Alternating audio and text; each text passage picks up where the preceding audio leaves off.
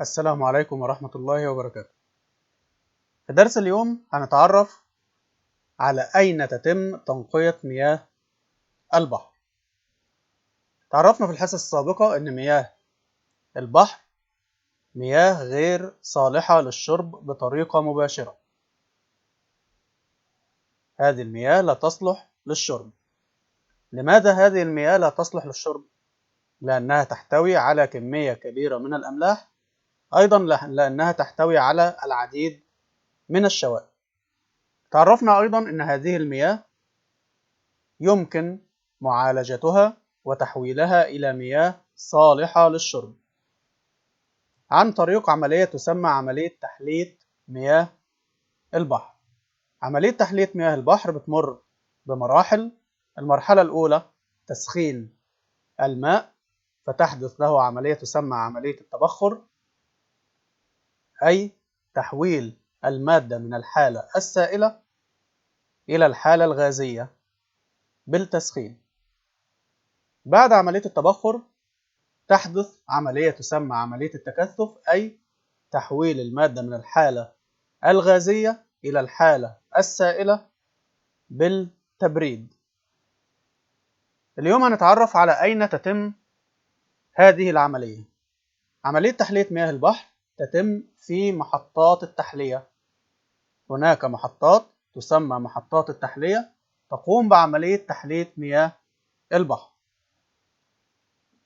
التحلية تعني سلسلة من العمليات الصناعية، يعني مجموعة من العمليات الصناعية تتم لإزالة الأملاح الزائدة في مياه البحر.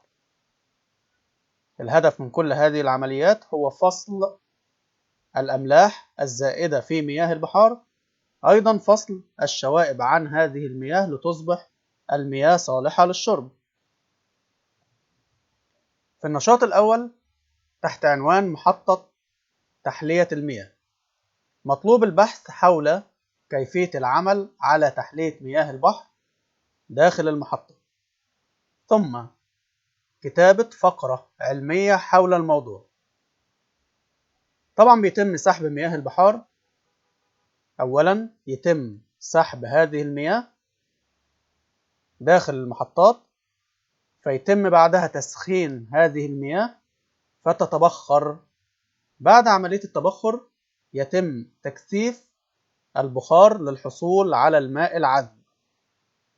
بعدها يتم توزيع هذا الماء الصالح للشرب على البيوت. بيتم هذا الأمر من خلال خزانات المياه في كل منطقة سكنية. مرة ثانية، كيف يتم العمل على تحلية مياه البحر داخل المحطة؟ هناك محطات لتحلية مياه البحر تسمى محطات تحلية المياه. بيتم العمل فيها.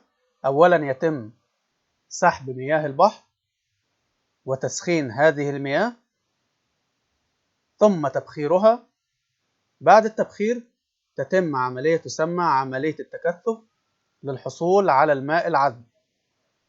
بعدها يتم توزيع هذه المياه الصالحة للشرب على البيوت.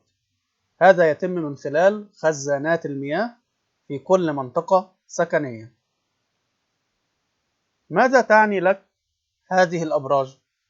هذه الأبراج هي معلم من معالم الكويت، تعتبر أحد معالم الكويت. تشاهد في مدينتك وجميع المناطق السكنية في دولة الكويت مثل هذه الأبراج. هل تساءلت يوما ماذا يوجد في داخلها؟ هذه الأبراج يوجد في داخلها مياه صالحة للشرب.